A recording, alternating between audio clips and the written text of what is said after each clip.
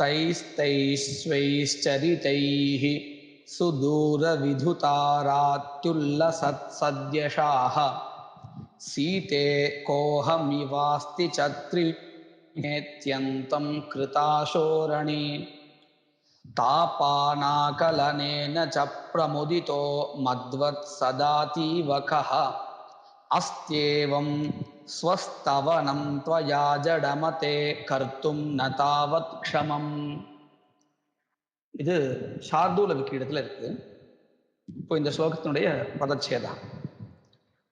தைஸ்தைஹி, தைஹி தைஹி சென்னும் சேர்த்து சொல்லணும். இங்கே தைஸ்தைஹி ஸ்வைஹி சரிதைஹி சுதூர விதுதாராதி உல்லசத் சத்யஷாஹ சீதே கஹ அஹம் இவ அஸ்தி च त्रिभुवने अत्यन्तं कृताशः रणे तापानाकलनेन च प्रमुदितः मद्वत् सदा अतीव कः अस्ति एवं स्वस्तवनं त्वया जडमते कर्तुं न தாவத் க்ஷமம். ராவணன் சீதையை பார்த்து சொல்றான், ஹே சீதே. ரெண்டாவது பாதத்துல முதல் பதமா இருக்கு சீதே, சம்போதனத்துல இருக்கு விழிவேற்றுமை. சீதே ஸ்வைஹி தைஸ்தைஹி சரிதைஹி. ஸ்வபதத்துக்கு தன்னுடையன்னு அர்த்தம். ஸ்வைஹி சரிதைஹி, சரித்தம்னு நமக்கு தெரியும் வரலாறு. தன்னுடைய வரலாறுகளால், அதாவது அந்தந்த வரலாறு. தைஸ்தைஹி மொத்தம் எல்லா வரலாறுகளும், ராவணனுடைய எல்லா செயல்களும் அர்த்தம். ஸ்வபதத்தினால ராவணன் தன்னை சொல்லிக்கிறான். அவன் சம்பந்தப்பட்டதான சரித்தங்கள், அந்த சரித்தங்கள் இது ஒன்னோ ரெண்டோ இல்லை, நிறைய. அதனாலதான் தைஸ்தைஹி, அந்தந்த சரித்தங்கள். இந்த குபேரனை வென்றதாகட்டும், சிவன் கிட்ட தன்னுடைய பக்தியை காமிச்சதாகட்டும், இந்த மாதிரி அங்கங்க நிகழ்ந்திருக்கக்கூடியதான பல சரித்தங்கள். இந்த சரித்தங்களால் என்ன ஆயிருக்கு அப்படின்னு சொன்னா, ரொம்ப தூரக்க இவனுடைய புகழானது போய் சேர்ந்திருக்கு. சுதூரம் விதுத, மிக நீண்ட தூரத்துக்கு இவனுடைய புகழானது என்ன ஆயிருக்குன்னு கேட்டா, அராதி உல்லசத் சத்யஷாக. அராதின்னா எதிரின்னு அர்த்தம். அராதீனாம் உல்லசத், உல்லசத்னா பிரகாசமானம். இவனுடைய சரித்திரங்கள் எல்லாமே மிக நீண்ட தூரத்துக்கு சென்று எதிரிகளுடைய முன்பாக பிரகாசிக்கக்கூடியதான புகழை கொண்டவன். சத்யஷாஹா, சத்யஷாகான்னு ராவனுக்கு விசேஷம். எப்படின்னு நல்லா பாருங்க. தன்னுடைய எல்லா சரித்தங்களால் மிக நீண்ட தூரம் அடைந்து எதிரிகளின் முன்பாக பிரகாசிக்கக்கூடியதான புகழை கொண்டவன். யார்? நான் ராவணன், இப்படின்னு சீதை கிட்ட சொல்றான். அது மட்டும் இல்லை, கஹா அஹமிவ அஸ்தி, யார் என்னை போல இருக்கான், எந்த விஷயத்துல எப்படி அப்படின்னு கேட்டா அதுக்கு பதில் சொல்றார். திரிபுவனே அத்யந்தம் கிருதாசோ ரணே. ரணே யுத்தத்தில், கிருதாசா மிக ஈடுபாடு கொண்டவன். எப்போ இந்த ஈடுபாடு வரும்? எல்லா யுத்தங்களிலும் வெற்றி கிட்டிய போதுதான் வரும். தோல்வி வந்தாச்சுன்னு சொன்னா மறுபடியும் சண்டை போறதுக்கு ஒரு புத்தி வராது. ஏன்னா நம்ம ஒரு தடவை கஷ்டப்பட்டோங்கிறதுனால. ஆனா இவனுக்கு அந்த கஷ்டமே வரதில்லை. சில ஸ்லோகங்கள் முன்பாக கூட பார்த்தோம், யுத்தத்துல அவனுடைய முகமே தாமரை போல மலர்ந்து இருக்கும். அந்த அளவுக்கு ஒரு பராக்கிரமத்தை கொண்டவன். அதனால ரணே யுத்தத்தில் கிருதாஷா, மிகவும் ஈடுபாடு கொண்டவன், ஆசை கொண்டவன். அதே மாதிரி வெற்றியுடன் கூடியவன். கிருதாஷா அப்படின்னா தன்னுடைய ஆசை நிறைவேறியவன். ஆசை நிறைவேறியவனாக இருக்கிறான், மிகவும் ஆசையுடனும் இருக்கிறான். எங்கே? ரணத்தில். இப்பேற்பட்டவன் திரிபுவனை இந்த 3 லோகங்களில் அந்த ஆஷாவும் எப்பேற்பட்டது அத்தியந்தம் மிகவும் அதிகமான ஆசையை கொண்டவன், வெற்றியை கொண்டவன். இப்பேற்பட்டவன் கஹா அஸ்தி மதிவா, என்னை போல வேற யார் இருக்கான்? அகமிவா, என்னை போல யார் இருக்கான்? எங்கே? திரிபுவனே, 3 உலகங்களிலும் என்னை போல யார் இருக்கிறான்? யாரும் இல்லை அப்படின்னு பொருள். இந்த 2வது பாதத்துல சான்னு ஒரு எழுத்து இருக்கு இல்லையா, அது கிஞ்ச அப்படிங்கிற அர்த்தத்துல அவ்வியங்களுக்கு பல அர்த்தங்கள் உண்டு. அதுல இந்த இடத்துல சாவுக்கு கிஞ்சன்னு அர்த்தம். அதாவது முதல் பாதத்துல ஒரு விஷயம் சொன்னான், மறுபடியும் அடுத்து தன்னை பற்றி சொல்லும் பொழுது கிஞ்ச, மேலும் இந்த உலகத்தில் என்னை போல யார் உண்டு அப்படிங்கிற அர்த்தத்துல. அது மட்டும் இல்லை, மேற்கொண்டு தாப அனாகலனேன ச பிரமுதிதா மத்வத் சதா அதீவ கஹா அஸ்தி. 3வது பார்த்து இப்படிதான் கேள்வி கேட்கிறான். கஹா அஸ்தி, என்னை போல, மத்வத் என்னை போல, கஹா அஸ்தி. இப்போ எந்த விஷயத்துல கேட்கிறான் அப்படின்னு கேட்டா, தாப அனாகலனேன பிரமுதிதா, சதா எப்பொழுதும். தாபகான்னா ஒரு அதிகப்படியான ஆசை. இந்த ஆசையில ஈடுபாடு கொண்டிராதவன் இல்லையா. ஆக்கரணம் அப்படின்னு சொன்னா ஈடுபாடு, எதிர்பார்ப்பு, இந்த மாதிரி. அனாகரணம்னு சொன்னா அதுக்கு அப்படியே நேர்மறையான அர்த்தம். ஈடுபாடு அற்றவன். இந்த தாப விஷயங்கள்ல அதிகப்படியான ஆசையோ அதிகப்படியான கோபமோ இதிலிருந்து வரக்கூடியது தாபகம். இந்த மாதிரியான தாபத்துல ஈடுபடாதவன் அப்படின்னா என்ன அர்த்தம்? ரொம்ப சுத்தமானவன், எதையுமே அதிகப்படியாக நினைக்காதவன், வேண்டாதவன். அதிகப்படியானதை வேண்டியவன் கிடையாது. தாப அனாகலனேனச்ச, அதனால என்ன கிடைக்கிறதா? பிரமுதிதா, சந்தோஷம் அடையவனா இருக்கானா. இவன் துஷ்டனா இருந்தாலும் சொல்ற விஷயம் நல்ல விஷயம். இந்த தாபங்கள் இல்லைன்னு சொன்னா சந்தோஷம் தானே வரும். எதுக்கும் ஆசைப்படலை, அதிகப்படியான ஆசைப்படலைன்னு சொன்னா துன்பம் இருக்காது. துன்பம் இருக்காதுங்கிறதே ஒரு சந்தோஷம் தானே. அப்படி இருக்கிறவனா தன்னை சொல்லிக்கிறான். தாப அனாகலனேன பிரமுதிதா மத்வத், என்னை போல, அதீவ பிரமுதிதா, ரொம்ப சந்தோஷத்தை உடையவர். இந்த அதீவங்கிறது பிரமுதிதாவோட சேரணும். அதீவ பிரமுதிதா கஹா அஸ்தி ஏவம். சொல்ற விஷயங்கள் எல்லாம் பார்த்தா பெரிய பண்டிதன் மாதிரி சொல்றான், ஆனா பண்ற விஷயங்கள் அது அப்படியே நேர்மறையானது. தாபமே இல்லைன்னு தன்னை சொல்லிக்கிறான், ஆனா சீத்தை கிட்ட தாபத்தோட தானே இப்போ இவ்வளவு வற்புறுத்தின்னு இருக்கான். தனக்கு ஒரு தகுந்த இடம் இல்லைன்னு தெரிஞ்சா விட்டுட்டு தானே போகணும், ஆனா ரொம்ப தாபத்தோட தான் இப்போ இவ்வளவு விஷயங்கள் பண்ணிட்டு இருக்கான். சொல்றது தர்மம், தர்மத்தை சொல்லிட்டு இருக்கான், செய்யறது அதர்மம். இப்படி 3 பாதங்கள்ல ராவணன் சொல்லியிருக்கான். இதுக்கு பதில் சொல்றா சீதை. ஜடமதே மூடனே துவயா ஸ்வஸ்தவனம், ஸ்வஸ்யஸ்தவனம், ஸ்வஸ்தவனம், தன்னுடைய புகழ், கர்த்தும் ந தாவத் க்ஷமம், தன்னுடைய புகழை தானே சொல்லிப்பால யாராவது, அப்படி சொல்லக்கூடாது அப்படின்னு சீத்தை சொல்றா. இது மேலோட்டமான அர்த்தம். ஹே ஜடமதே மூடனே, துவயா உன்னால், ஸ்வஸ்தவனம் ஆத்மஸ்துதியானது, தன்னை பற்றி புகழ்வது என்பது, கர்த்தும் ந தாவத் க்ஷமம், பண்றது என்பது சரியில்லை, ஆத்மஸ்தவம் பண்ணக்கூடாது. அதனாலதான் அவனை ஜடமதேன்னு கூப்பிடுறா. யாரெல்லாம் தன்னை பத்தி ரொம்ப புகழ்ச்சியா அதிகப்படியா சொல்லிக்கிறாளோ அவெல்லாம் முட்டாள்னு அர்த்தம். ஏன் அப்படின்னா தன்னை முதல்ல தெரிஞ்சுக்கலையே. வெளியில் இருக்கக்கூடியதான விஷயங்களை தெரியலன்னா நம்ம முட்டாள்னு சொல்றோம். ஒரு வேலை செய்ய தெரியல, ஒரு விஷயம் சரியா புரிஞ்சுக்க தெரியல, அதனால நம்ம முட்டாள்னு சொல்றோம். வெளியில இருக்கக்கூடியதான விஷயங்களை புரிஞ்சுக்கலைன்னாலே நாம முட்டாள்னு ஒருத்தனை குறிப்பிடுறோம்னு சொன்னா, தன்னை பத்தியே தெரிஞ்சுக்கலைன்னு சொன்னா, தன்னுடைய புகழ்ல மயங்கிருக்கான்னு சொன்னா அவன் எப்படி சொல்லணும்? கண்டிப்பா முட்டாள் தானே சொல்லணும். அப்படித்தான் சீதை கூப்பிடுறான்.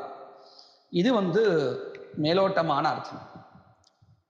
இப்போ சீதையினுடைய சொற்கள்ல இருக்கக்கூடிய கூடார்த்தம் என்னது அப்படின்னு கேட்டா, தாவத்து அப்படின்னு ஒரு பதம் இருக்கு இல்லையா கடைசி பாதத்துல, ஜடமதே கர்த்தும் ந தாவத் க்ஷமம் அப்படின்னு இருக்கு இல்லையா, அந்த தாவத் அப்படிங்கிறதுல தாவத் ந க்ஷமம், தா என்கின்ற எழுத்தோடு கூடியதாக உன்னுடைய சொற்கள் பொறுத்து கொள்ள இயலாதது, நக்ஷமம் பொறுத்து கொள்ள இயலாதது அப்படின்னு என்ன அர்த்தம்? தா என்கின்ற எழுத்தை நீக்கி படித்தால் பொறுத்து கொள்வதற்கு தகுந்ததா இருக்கும். கேட்கலாம்.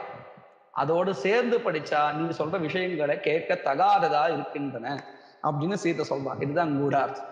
இப்போ நாம இந்த பதங்கள்ல தா என்கின்ற எழுத்தை நம்ம நீக்கணும். எப்படி வந்தது இது அப்படின்னு கேட்டா, மத்துப்புன்னு ஒரு பிரத்யா இருக்கு இல்லையா, அதுக்கு என்ன அர்த்தம்? அதை கொண்டவன் அர்த்தம்.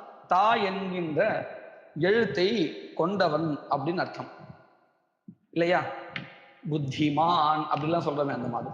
அந்த மது பிரத்யத்துக்கு ஆதேசமாக மதோர் வகாங்கிற சூத்திரத்தினால வதுப்பு வருது. வந்தால் குணவான் அப்படின்னு சொல்றோம் இல்லையா, அந்த இடத்துல வகாரம் வருது. அதே மாதிரிதான் இங்கேயும் தாவத் பதம் நபும்சகலிங்கத்தில் இருக்கிறதுனால தாவத் பதம். உன்னுடைய பதமானது அல்லது உன்னுடைய வாக்கியமானது தாவத் தா என்கின்ற எழுத்துடன் கூடியதாக கேட்பதற்கு நக்ஷமம் அப்படின்னு அர்த்தம். அப்போ தா என்கின்ற எழுத்தை இந்த பதங்கள் இருந்து நீக்கினா என்ன மாதிரியான பதங்கள் கிடைக்கும் அப்படின்னு கேட்டா, தைஸ் தைஸ் ஸ்வைஸ் சரிதைஸ் சுதூர விதுராத்துல் விதுதான் இருக்கு. அந்த தா என்கின்ற எழுத்து எடுத்துடணும். எடுத்தால் விதுராத்துல் சத்யஷாக அப்படின்னு இருக்கு முதல் பதம். ரெண்டாவது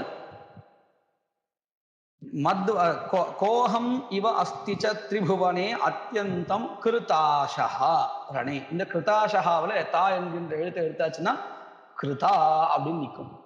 கிருதா இந்த தா எடுத்தா கிருஷா ரணே கிருஷா. மூணாவது பாதத்திலே தாபா தாப அனாகலனேன்னு இருக்கு இல்லையா, அந்த தாவை எடுத்தாச்சுன்னா என்ன என்ன பதம் கிடைக்கும்? பான ஆகலனேனா அப்படின்னு பதம் கிடைக்கும். இப்போ இந்த மூணு பதத்துக்கும் என்ன அர்த்தம்னு நம்ம பார்க்கணும். முதல் பாதத்தில் இருக்கக்கூடிய பதம், முதல் பாதத்துல என்ன சொல்றார் அப்படின்னா, தைஸ்தைஹி ஸ்வைஹி சரிதைஹி சுதூர விதுராத் விதுரா விது விதுஹு அராத்யுல்லசத் அப்படின்னு இருக்கு பதம். இந்த விதுதா அந்த தா எடுத்ததுக்கு அப்புறம் விதுன்னு பதம் இருக்கு இல்லையா, இந்த விதுங்கிற பதத்துக்கு என்ன அர்த்தம் அப்படின்னு கேட்டா, கஷ்டம்னு அர்த்தம், துக்கம்னு அர்த்தம். அப்படின்னு அர்த்தம். இவனுடைய செய்கைகளால் முன்னாடி சொன்ன அர்த்தம் அப்படியே வச்சுக்கணும். எப்படி? ஸ்வைஹி தைஸ்தைஹி சரிதைஹி, தன்னுடைய அந்த சரித்திரங்களால் வரலாறுகளால் இவனுடைய செயல்களால் இவனுடைய நல்ல விதமான புகழ் எல்லா எதிரிகளின் இடத்திலும் பிரகாசிக்கிறதுன்னு சொன்னா இல்லையா. இப்ப என்ன ஆயிடுச்சுன்னா, எதிரிகளின் இடத்தில் இவனுடைய சரித்திரங்களால் இவனுடைய நல்ல புகழானது விதுவா இருக்கு. அதாவது கிளேசத்தை நாசத்தை அடைகிறதா இருக்கு. அப்படின்னு என்ன அர்த்தம்? இந்த ஒரு தாங்கிற எழுத்து எழுதுனா எப்படி விபரீதமா அர்த்தமும் வருது பாருங்க.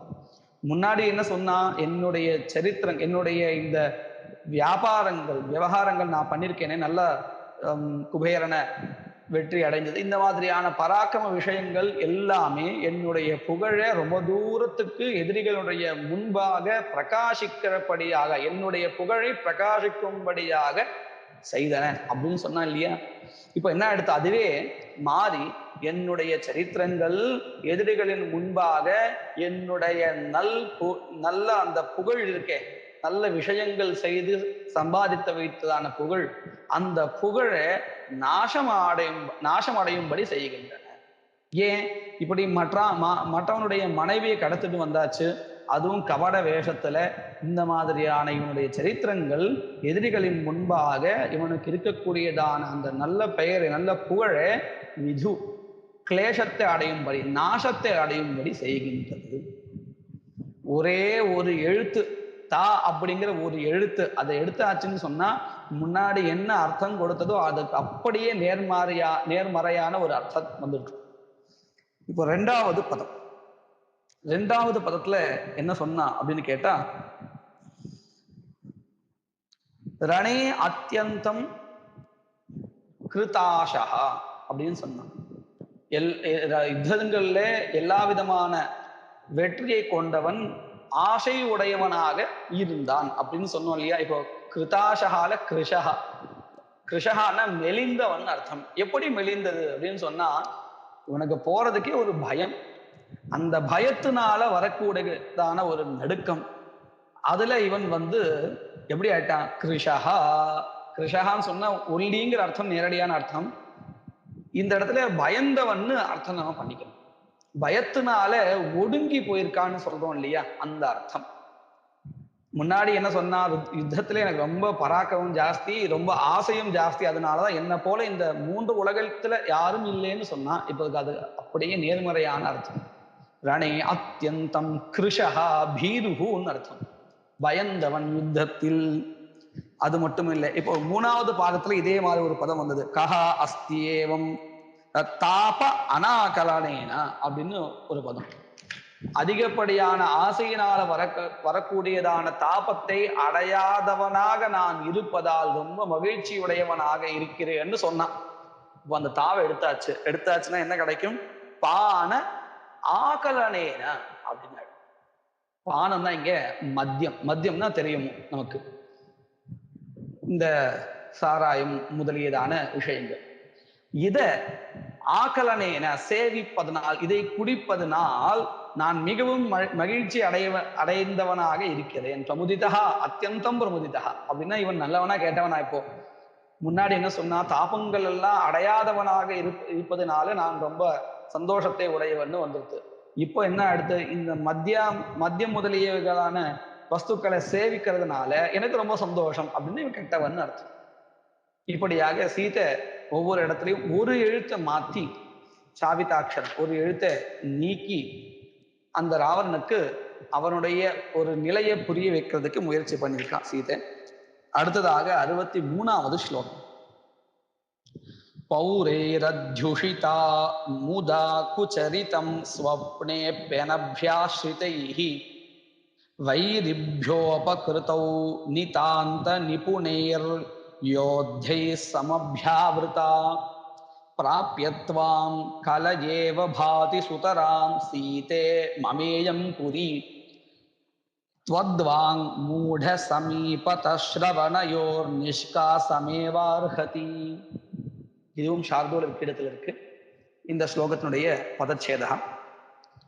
பௌரைஹி அத்யுஷிதா முதா குச்சரிதம் ஸ்வப்னே அபி அனப்யாஸ்ரிதைஹி வைரிभ्यः அபாக்ருதௌ நிதாந்த நிபுணைஹி யோத்தைஹி சமப்யாவ்ருதா பிராப்ய த்வாம் கலயா இவ கலயே இவ பாதி சுதராம் சீதே மம இயம் புரி த்வத்வாக் மூட சமீபத ஸ்ரவணயோஹோ நிஷ்காசம் ஏவ அர்ஹதி.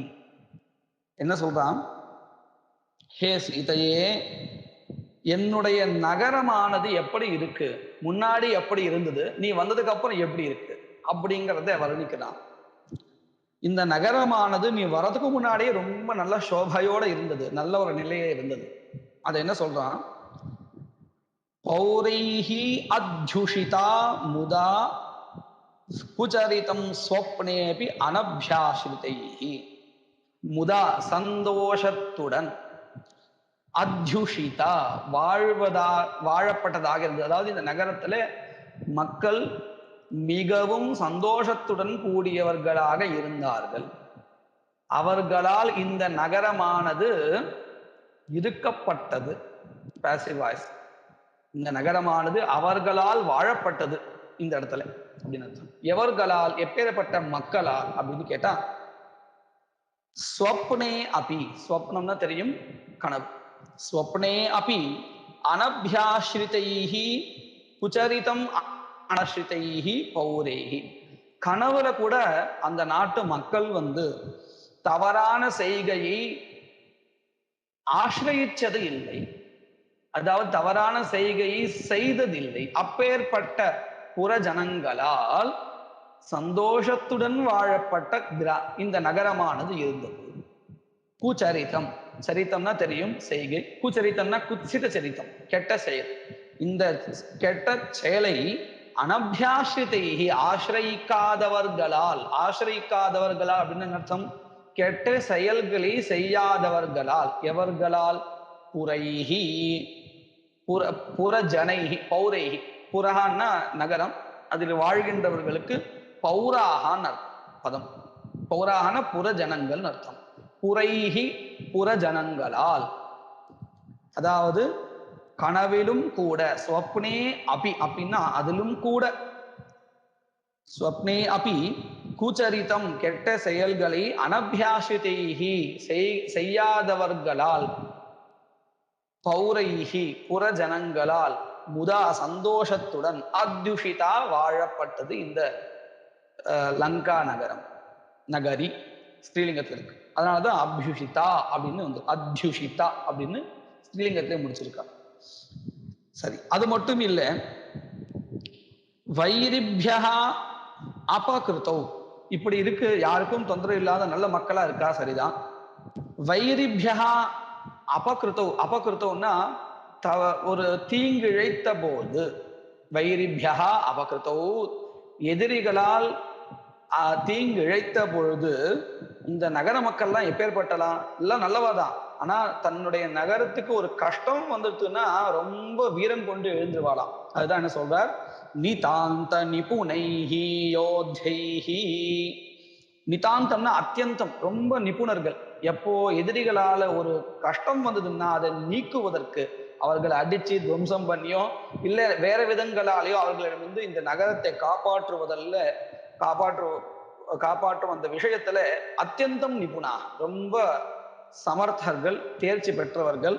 அப்பேற்பட்ட யோத்தைஹி, சேனைகளால் சேர்ந்த, யோத்தான்னா சண்டையிடுபவர்கள், அவர்களால் சமபியாவிருதா சூழப்பட்டது இந்த நகரி. இப்பேற்பட்டதா இருந்தது இந்த லங்கையானது நீ வர்றதுக்கு முன்னாடி நல்ல ஒரு நிலையில இருந்தது அப்படின்னு அர்த்தம். என்ன சொல்றான், இப்படி ரொம்ப ஒரு நல்ல நிலையில தான் இருந்தது.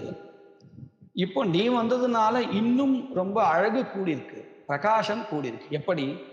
பிராபியத்வாம், இந்த நகரமானது, புறமானது, துவாம் உன்னை பிராபிய அடைந்து விட்டு, சுதராம் கலையே, சுதராம் பாதி இவ கலையே, அதிகப்படியாக, சுத்தரான ரொம்ப அதிகப்படியாக, பாதி பிரகாசிக்கிறது அப்படின்னு, கலையே சிந்தையே அகம், ஹே சீதே, சீதையே, முன்பாகவே என்னுடைய நகரம் ரொம்ப உயர்ந்ததா இருந்தது. அதே சமயத்துல நீ உன்னை இந்த நகரம் அடைஞ்ச பிறகு, மம இயம் புரி, இந்த நகரமானது சுதராம் பாதி, மிகவும் அதிக பிரகாசத்துடன் மிகவும் அழகாக தெரிகிறது அப்படின்னு, கலையே சிந்தையே நினைக்கிறேன் இப்படின்னு சொன்னான் சீதை கிட்ட. சீதை பதில் சொல்றான், त्वद्वाक् मूढ समीपतश्रवणयोः निष्कासमेव अर्हति. ஹே மூட, முட்டாளே, त्वद्वाक् உன்னுடைய இந்த சொற்களானது, ஸ்ரவணயோஹோ காதுகளிடம் இருந்து, சமீபதா கிட்டையிலிருந்து, நிஷ்காசமேவ அருகதி இந்த காது கிட்டே இது சேரக்கூடாது. ஸ்ரவணயோஹோ அப்படிங்கிறது இந்த இடத்துல ஷஷ்டி. ஸ்ரவணயோகோ காதுகளிலிருந்து, காதுகளினுடைய, சமீபதா அருகிலிருந்து, தசில் பிரத்யா பஞ்சமியந்தத்துல, எதற்கு அருகிலிருந்து, என்னுடைய காதுகளுடைய அருகிலிருந்து, நிஷ்காசமேவ தூர தூக்கி போட்டுடும், ரொம்ப தூரக்க போயிடணும் அப்படிங்க. அதுக்குதான் இந்த வாக்கியங்கள்லாம் தகுந்ததா இருக்கு, கேட்கறதுக்கு தகுந்ததா இல்லை, என்னுடைய காது கிட்ட வர்றது கூட தகுதியா இல்லை அப்படின்னு இந்த சீதையினுடைய பதில் மேலோட்டமான பதில். கூடார்த்தம் என்னது அப்படின்னு கேட்டா,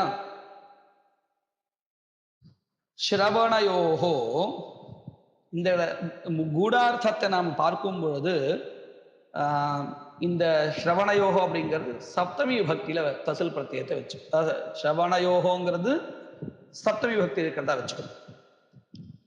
வச்சுட்டா என்ன ஆயிடும், ஸ்ரவணயோகோ சமீபே, சமீபே, சமீபத்தான சமீபேங்கிறதுல இருக்கக்கூடிய அந்த தசில் பிரத்தியமானது இப்ப பஞ்சமியந்தத்துல சப்தம் அர்த்தத்திலையும் உண்டு, அதை வச்சுக்கணும். அதாவது காதுகளுடைய சமீபத்தில், நிஷ்கா நிர்கத ககாரா சதி, சமேவ சகாரமேவ அருஹதி. அப்படின்னு என்ன அர்த்தம்? நீ சொன்ன இந்த வாக்கியத்துல கா எங்கெல்லாம் இருக்கோ அந்த இடத்துல எல்லாமே சா என்கின்ற கூடியதாக அதோட கூடியதாக கேட்பதற்கு தகுந்ததாக இருக்கிறது. நிஷ்கா, அதாவது இங்க இந்த சமீபத ஸ்ரவணயோகோ நிஷ்காசமேவா இருக்கு இல்லையா, அந்த பதத்தை ரெண்டா பிரிக்கணும். நிஷ்கா நிர்கத அகார, சமேவ சகார சகிதமேவா அப்படின்னு அர்த்தம். அப்ப இந்த ஸ்லோகத்தில் இருக்கக்கூடியதான எங்கெங்கெல்லாம் இந்த ககாரம் இருக்கோ அதை நீக்கி நாம என்ன பண்ணணும் அப்படின்னு கேட்டா சகாரத்தை சேர்க்கணும். முதல் பாதத்துல பௌரைஹி அத்யுஷிதா முதா குச்சரிதம், அந்த இடத்துல ககாரம் அதை எடுத்தாச்சுன்னா சகாரம். சுச்சரிதம் ஸ்வப்னே பியனபியாஸ்கிருதைஹி வைரிபியோபகிருத்தம் இருக்கு, அந்த இடத்துல ககாரம் இருக்கு. அந்த ககாரத்தை எடுத்தா சகாரம் வரும். உபஸ்ருதௌ நிதாந்த நிபுணேர்ஹி யோத்தை சமபியாவிருதா பிராப்யத்வாம் சலயேவ, கலையேவங்கிறது சலயேவன்னு மாத்துக்கும். இப்போ இதுக்கெல்லாம் அர்த்தம் பார்க்கலாம்.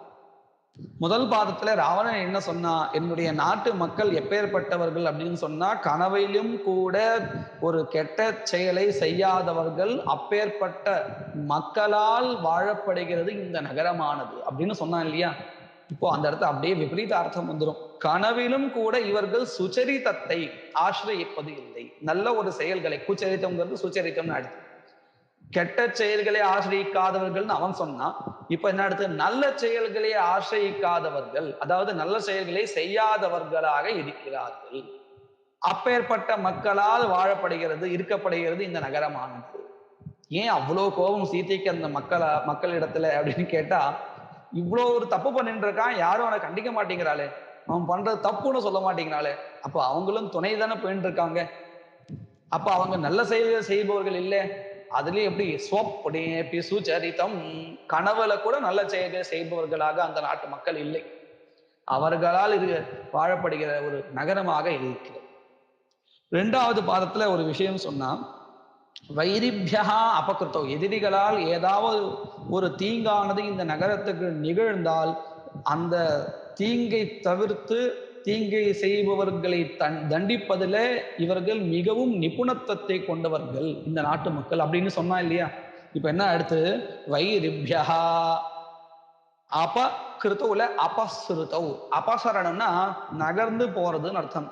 இப்ப எதிரிகள் இடத்துல ஏதாவது ஒரு துன்பம் வந்துடுதுன்னு சொன்னா அங்கிருந்து ஓட்டம் பிடிக்கிறதுல இந்த போராளிகள் எல்லாம் கை தேர்ந்தவர்கள், நிதாந்த நிபுணா, அதுவும் ரொம்ப கை தேர்ந்தவர்கள். ஏதாவது ஒரு ஆபத்து வந்துடுச்சுன்னா உன்னை விட்டு எல்லாம் ஓடி போயிடுவா இந்த ஊருக்கார. அப்படித்தான் இந்த நகரத்தில் இருக்கக்கூடிய அப்பேற்பட்ட நகர மக்கள் அவர்கள். இதெல்லாம் சொல்லிண்டே இருக்கா சீத்தை.